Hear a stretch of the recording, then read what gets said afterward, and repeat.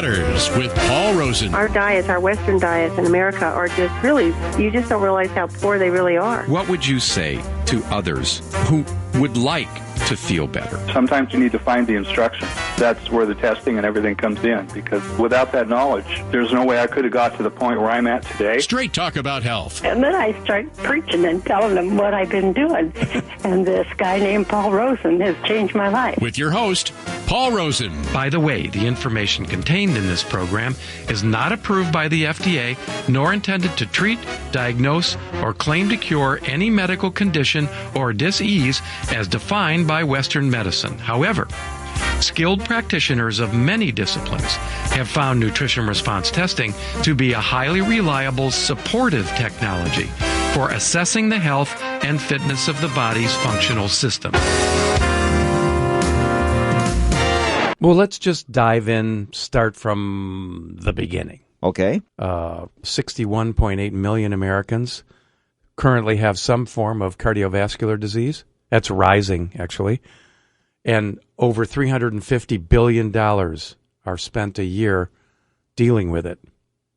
And 25 to 30% of adults suffer from high blood pressure. Bypass surgeries for arterial blockages occur up to 365,000 times at hundreds of thousands of dollars per procedure. Stents are rising astronomically, $30,000 per operation. Before you continue, Paul, I heard an interview recently with Kareem Abdul-Jabbar, NBA great, also now an author. He's written a couple of books. He said he had a quadruple bypass surgery a couple of years ago. Interestingly, his heart is fine. It's just that his arteries were full of plaque. So you say. That's what he said. Yeah, well, it's not. Okay. There's no way that his heart is fine and his arterial system isn't. Well, Kareem Abdul-Jabbar, I guess you had it wrong there. Well, the bottom line is one's connected to the other. And, yeah, maybe his heart is still pumping, and maybe there's no obvious something that he can feel. But I guarantee if I hooked him up to my heart sound recorder, which is, and I'll talk a little bit more about, an amazing new device that we now have at our disposal, and found out exactly what his nutritional deficiencies are with respect to the heart, I'll bet you we would find anomalies. That's interesting. He said, too, that his arteries were essentially a 5-star hotel for plaque, and he may have had a genetic predisposition for that. Everything is a genetic predisposition. We have to dispel this. Saying something, not you personally, of course, but saying or thinking something like, I got this disease because of a predetermined or a preconditioned genetic sort of map is obvious. Everything is essentially programmed in with respect to your genes. The moment you're conceived in the womb, everything that you experience with respect to your genetic manifestations. So that is not the cause. The cause is what turns genes on and off. That's the cause. And it turns out that one of the biggest triggers to turn genes on and off is, you guessed it, what you put in your mouth. Okay, and I think everybody is all about taking control on this show. We want to discuss ways in which we can, no matter our genetic predispositions, ways we can make our health better. So if you knew on the front side that your genes contain the possibility of manifesting heart disease, or contain the possibility of manifesting diabetes or high blood pressure, or the common degenerative Alzheimer's or whatnot, right? The only question is, would you take responsibility for ensuring that, as best you could, that you would do things that would prevent these manifestations to occur? Well, that's what we want to do. Again, we want to take responsibility. We want to take control. The scariest thing for me, and I did a little post on my Facebook this past week, the scariest thing for me is to realize that big pharma could potentially be, in my future. That is to say that I would have to live on medications in the last quarter of my life. Most people don't realize that the human body, as a bioorganism, essentially is on the downslope from the age of 25 or so. That the early. downslope. At that point the in downslope. our young lives, we already start already reached your deteriorating? peak. Reached your peak. We're talking about, bioorganism, the body, the flesh and bone structure No, on that the you surface, occupy. On the surface, Paul, that sounds hopeless. Like, well, I'm 25 from now on. I'm going to decline. I may as well have as many Snickers bars as I want. Well, I mean, speaking of hopeless, you're going to die too. True. So let's back up a bit, right? It's not hopeless. It's just reality. So the question is if you want to enjoy a high quality of life, I didn't say the quality of your life is going to go to crap. I said that the pinnacle, right, thinking that you're going to live forever, a notion, right, begins to wane in the mid-20s for most folks. So here's the point I think you're getting to, Paul. Past that age, we need to take greater responsibility for ourselves because we want to enjoy a healthy quality of life. In order to do that, we have to keep our bodies in shape. And so after a particular age, say 25, it just takes more work on our part to make sure that we have that healthy state. If you wanted to live in a floodplain and you also wanted to build a house there and you didn't take into account the possibility that your area might flood, right? You would think that person was, well, to be kind, short-sighted. So that's a good analogy. It's just a matter of being prepared, right? And making sure you're ready, your body is ready to take on whatever life throws at it, right? The life expectancy has been growing over the last few decades. And there are many people living into their 80s, 90s, and even some of them into their hundreds. Imagine you're 25 years old. You've reached the physical pinnacle of your life. Everything is, incrementally downhill from that. You potentially could live another 70 to 80 years. Who wants that 70 to 80 years to be, this kind of, slow swirling down the drain kind of experience? Nobody. So the question remains then, what can you do as an individual to extend the highest quality of life going forward? And I will tell you, it's not living side by side with Big Pharma. Here's something, too, Paul. On the Greek island of Ikaria, I hope I have that pronounced correctly, Ikaria, apparently people routinely live into their hundreds. And nobody knows why. The New York Times covered this 5 years ago, and they think it may have everything to do with climate, of course, but also, in particular, diet. These people generally eat healthy as a matter of course, and they do avoid a lot of our American processed foods. Well, really, that's the key. When we say they eat generally healthy, what does that mean? I mean, I could go down the street and approach anybody, and they would say, well, yeah, I know, I eat generally healthy. And they may have just finished a Big Mac, but exactly that's only right. once a week. So the bottom line is, wouldn't you like to know, and I set this up now, so 70 to 80 years on the downslope, yet you want to maximize the quality of your life. Wouldn't you like to have a handy little roadmap? I mean, wouldn't you like to be able to have a strategy that would put you on that path to the highest quality of life that you can experience moving forward? And not only that, to have that set out for you in a way that's individual for you, right? That's what nutrition response testing and its approach is all about. It's all about the recognition that most people would want to have a high quality of life, but you have to pay a price for that. And one of them is probably the single biggest price that you have to pay is waking up and taking control. You actually have to forfeit some things, right? Maybe your bagels, maybe your chocolate chip cookies, maybe your ding dongs, right? In order to achieve anything like the highest quality of life going forward. So we have a saying in our office that goes something like, nothing could taste as good as I feel today. This is a conscious choice. This is all a conscious choice, right? And most people, and we've discussed this, most people have to be on the edge of total destruction before they decide to do something. And this program is dedicated to inspiring people to, not wait. However, if you do wait, know that there is hope out there. One of the myths, one of the unfortunate scientific diversions, and I'm being kind, I could say lies. Oh, okay, I'll say lies, is that cholesterol is the cause of heart disease. And nothing could be further from the truth.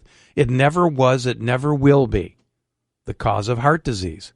And secondly, animal fats are not evil.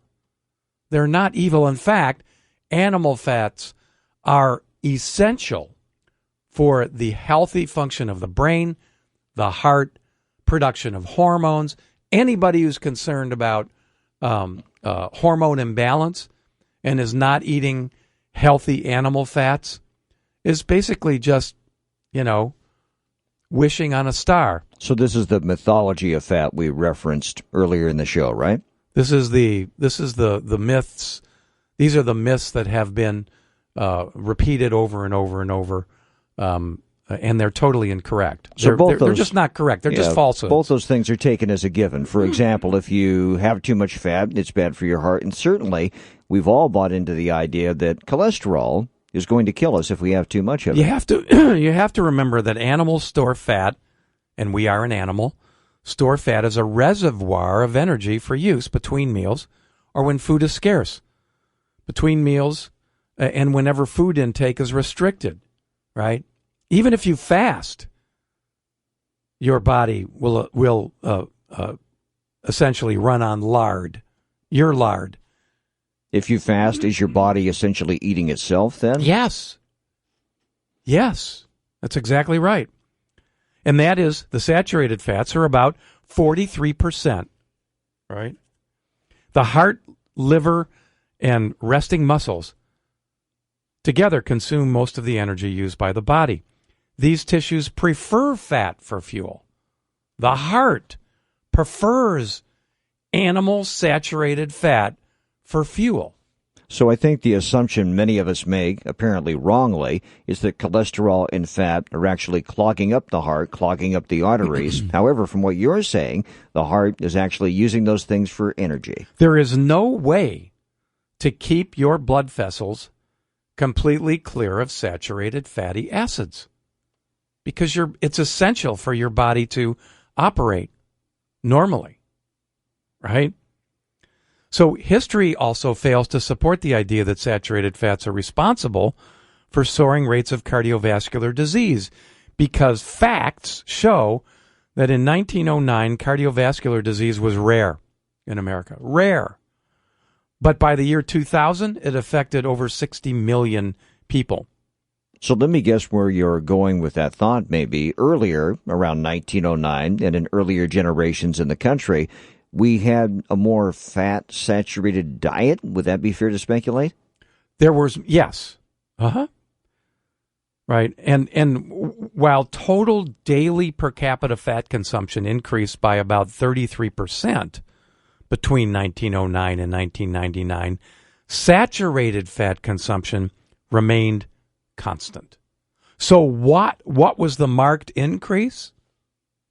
The consumption of unsaturated vegetable oils and synthetic products like margarine. Okay, so that makes sense. As that consumer demand grew, that demand was actually created by food manufacturers who were using these products or using these ingredients in their products, right? Consumers never demanded these products, ever.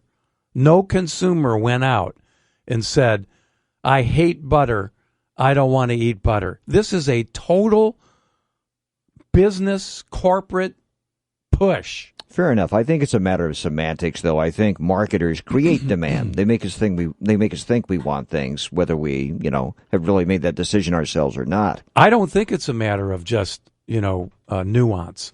I think it's actually a situation that was driven by people with, greed in mind, having no consciousness about the actual health and health costs, right? Because people are still clamoring.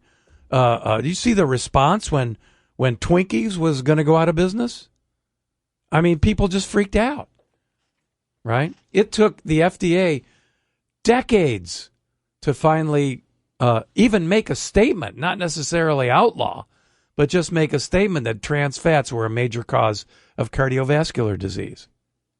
And you're right about the Twinkies thing. I think nobody wanted to see those go away. Who was already a fan? I don't eat Twinkies myself, I'm happy to say. And it was a big Mexican conglomerate that actually came in and put Hostess back on its feet and made it possible for Twinkies to continue their devastating work. Exactly right. To continue their devastating throughout work. the country. In America, during the past 100 years, animal fat intake has remained virtually constant, while consumption of processed, unsaturated vegetable oil products increased fourfold, parallel with the rates of major degenerative diseases like obesity, cancer, diabetes, and, of course, heart disease. 2 points to make. If you are generally healthy throughout your life and you maintain good habits, good on you. However, I don't think that's the case with most of us. At some time or the other, we're probably going to slide into bad dietary habits. However, that's not to say, is it, Paul, that you can fix that?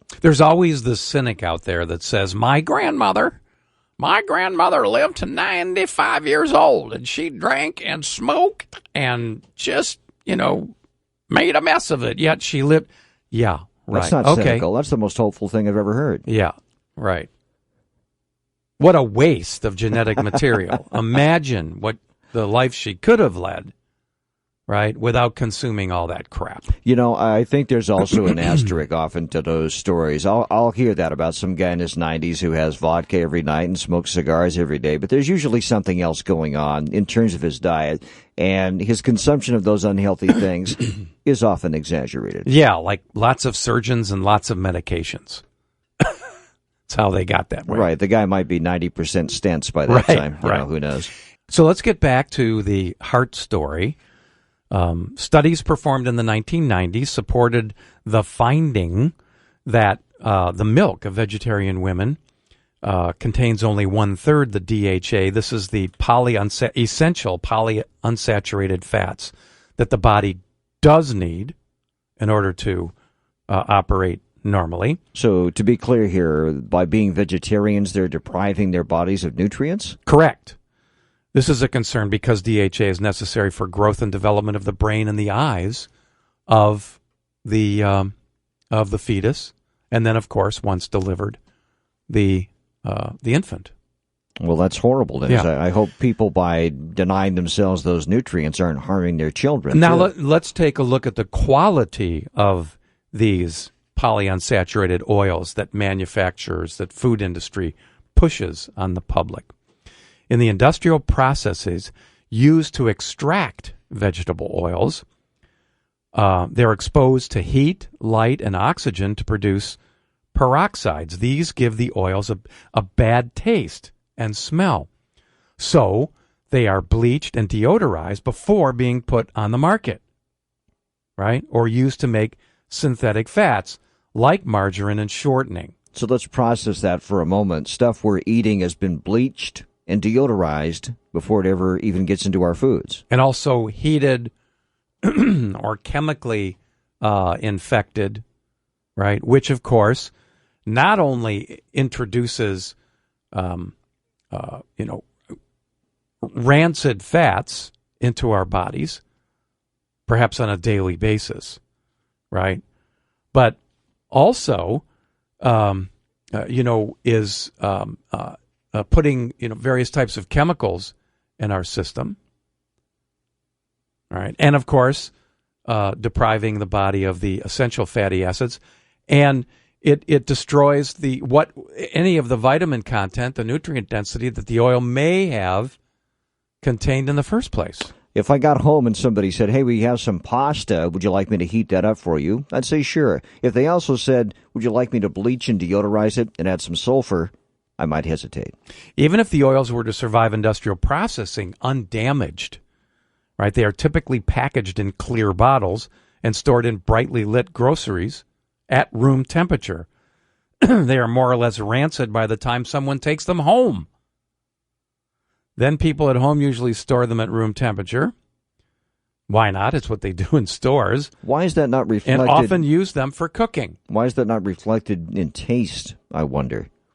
Because they're chemically denuded, right? They've been bleached and processed.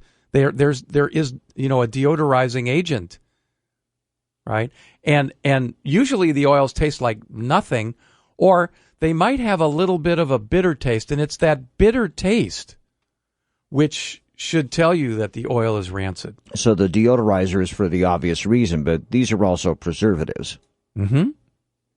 If you want to see oil turn to plastic, brush a baking pan with, say, safflower oil, bake it at 350 degrees Fahrenheit. You'll have trouble getting that glue off the pan even with a solvent. That's what you're putting in your body when you're consuming these vegetable oils. And all these highly processed foods. Now, somebody might say, well, what if it's organic? What if it's derived from organic and it's a dark bottle? Well, the same thing holds true. They are polyunsaturated, and saturated fats, 43%, are what the body uses, right, to maintain heart and brain and liver. So if you're stoking your body with a lot of vegetable oils, then you're depriving your body of the essential nutrients that it requires, right? Even if you get cold processed oils packaged in dark bottles and keep them refrigerated, as soon as you eat them, conditions are correct for converting them to the pesky peroxides. Remember, your innards are always hot, 98.6, and loaded with oxygen. What happens when peroxides get loose in your blood? Damage to arterial tissue and plaque. Unsaturated oils are a large part of the plaque that blocks coronary arteries. You know, Paul, you've talked in the past about the thyroid being a center of our health. Are all these processed foods you're discussing necessarily bad for the heart in particular? When you say all these processed foods, well, you're processed talking foods in general, yes. Okay, so yes, absolutely. Especially over the course of time, I would guess. Absolutely. The heart requires, especially B vitamins, vitamin B1 and B4. And those are very, very fragile and are destroyed in the food processing and handling and cooking. So let me understand. Some foods would have those vitamins in them as a matter of course. Yes. Nature has provided. Yes. But in the process of preparing these foods for market, that is taken out of the foods. Yes. And what I see in my clinic is an epidemic of vitamin B deficiency for the heart. I mentioned in the first half hour of the show that I had in my clinic an extraordinary tool for evaluating the nutritional deficiency of the heart called the Heart Sound Recorder. It's relatively new, although the technology was actually invented in the mid-1930s by none other than the father of vitamin therapy in the United States, Royal Lee. And this particular tool allows us to take a live look in to see how the heart is actually functioning. The device we use is an accelerometer where we're measuring movement. And that creates a graph. And from that graph, I am able to determine the nutritional deficiencies or the conditions of how the body is or is not operating. Is it like an X-ray of the heart? No, it is not. It is not an X-ray. It is not an echocardiogram. It is not measuring the electrical conductivity. It is telling us, as it is giving us information about the rate, rhythm, and really importantly, tone of the heart and heart muscle itself. One more note, you can get a free chapter of Paul Rosen's book, The Missing Piece. Just go to his website, acunatural.com, acunatural.com, and fill out the dialog box that pops up. Rest assured, no information you provide will ever be shared with anyone else. So, what are you waiting for? Get going on your personal road to wellness today.